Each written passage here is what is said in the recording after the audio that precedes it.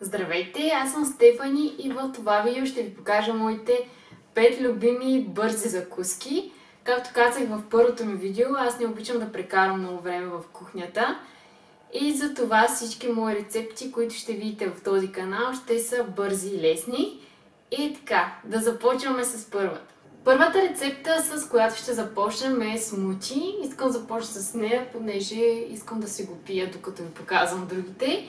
И е най-лесна според мен. Правя се доста често, понеже наистина отнема много малко време и никакви усилия. Просто слагаш всичко в блендера и е готово. Сега ще ви покажа и как си го правя. Това са съставките, които имам за това смути. Имам половин банан, круша, ябълка, замразен спанак и една доза протеин и една чаша оризово мляко. Това, което правя, е просто да сложа абсолютно всичко в блендера. По принцип не си играя чак толкова много да ги режа, но за пред камерата нямаше как. Слагам ги нарязани на 2 на 3. Така че вие може да го направите, за да спестите малко време. Слагаме всичко. Слагаме и млякото. Вече е готов. Подготовката е точно 2 минути. Това най-много ми хареса от цялата работа.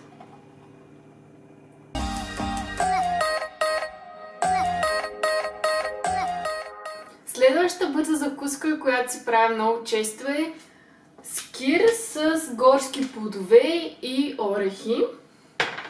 За скир може да използвате този, използвам много често с ванилия, с вкусна ванилия. Този обикновен, който може би знаете. Или обезваслена извара, която има горе-долу същия вкус. А сега ще го направя с ваниловия скир. Си смятате макронутриентите, е хубаво да използвате кантарче, понеже, например, орехите, които ще сложим, са доста калорични. От изварата слагаме, аз си слагам около 100-150 грама по принцип.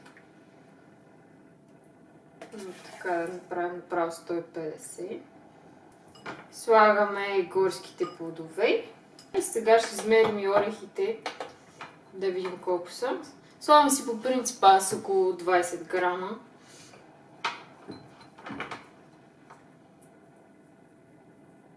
Много лесна закуска.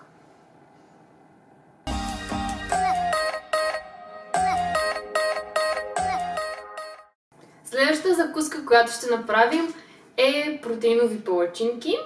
Нужно ви е единствено блендер, котлон и тиган. Сега ще ви покажа каква е рецептата за тях. Това, което ще ви е нужно, са 1 банан, 2 яйца, кокосово масло за намазване на тигана евентуално. Отново ще използвам скир, може да използвате и нещо друго, например малко прясно мляко или малко кисело. Овесени ядки. И на вкус стевия и ванилия, ако обичате.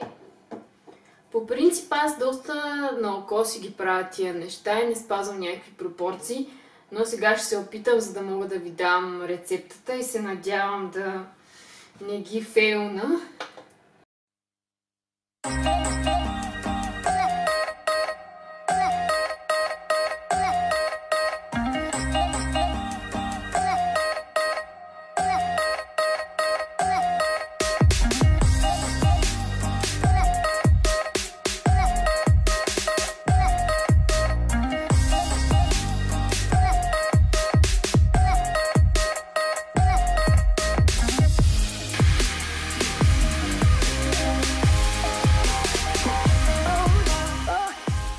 Вече загря и директно изсипвам от шейкъра. Няма да ги правя много големи, за да не ги скъсам.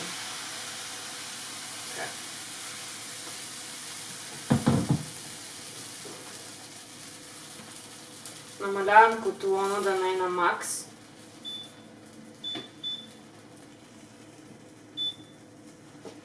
И чакаме.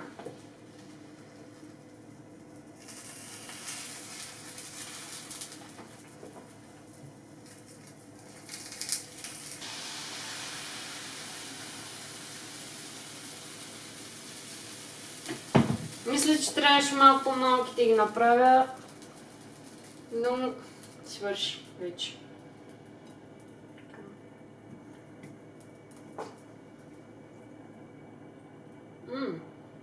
Само не знам после всички тия закуски какво ще ги правя. Това са 3 палачинки, една скъсана. Така че около 4 палачинки се получават с тази смес. Съвсем достатъчно е да се нахрани някой. Ще се радвам, ако си направите тази или някои от другите рецепти и ми изпратите снимки в Instagram. Може да си качите и да ме тагнете. Бих се зарадвала много, че съм ви дала нещо полезно.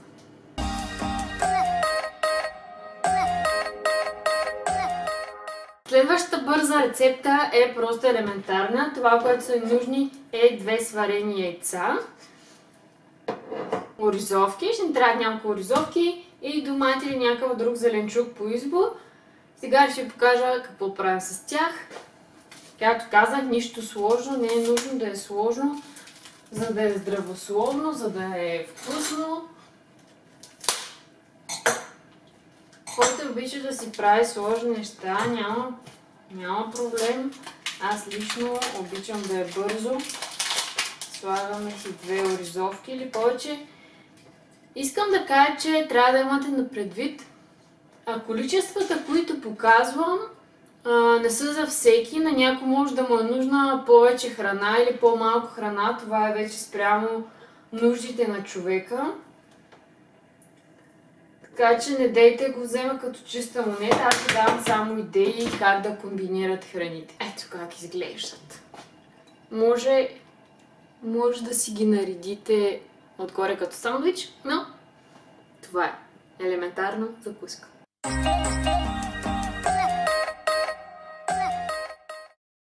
Следващата закуска е сандвич от пълнозърнеста тортила питка.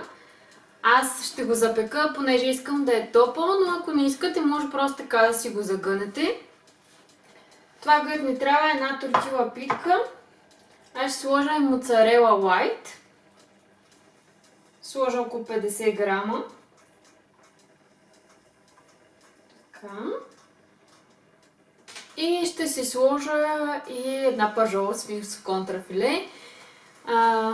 Вие, разбира се, може да сложите нещо друго по избор. Аз предпочитам да си сложа месо, което съм си направила предварително. Друго месо или въобще да не си слагате месо, ако не ядете. Но е хубаво да си набавите белтъчините от някъде, затова използвате някой друг източник на такива.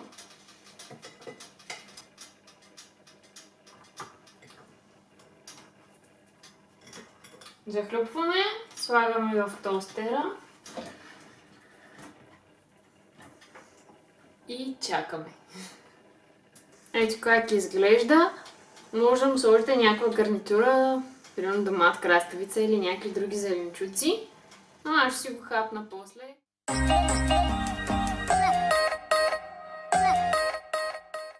Разбира се, може да направите супер много варианти на закуските, които показах. Това беше нещо като въведение в бързите закуски. Ще се радвам, ако направите някой от тях, да ми пишете в Instagram, да ми изпратите снимки. Ето тук слагам моят Instagram.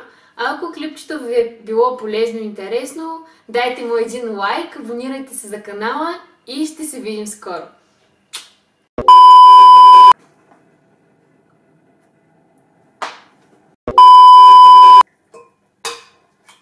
Опа. Влезе малко черупка май. И що ще блендирам. Знаех си, че малко избързах. Пробвах се да я обърна по-рано и ето какво се случва.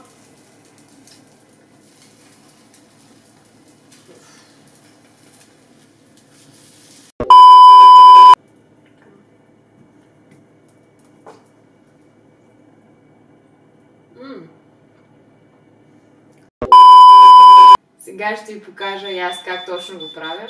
Оп, натиснах нещо на котлона. Съжалявам.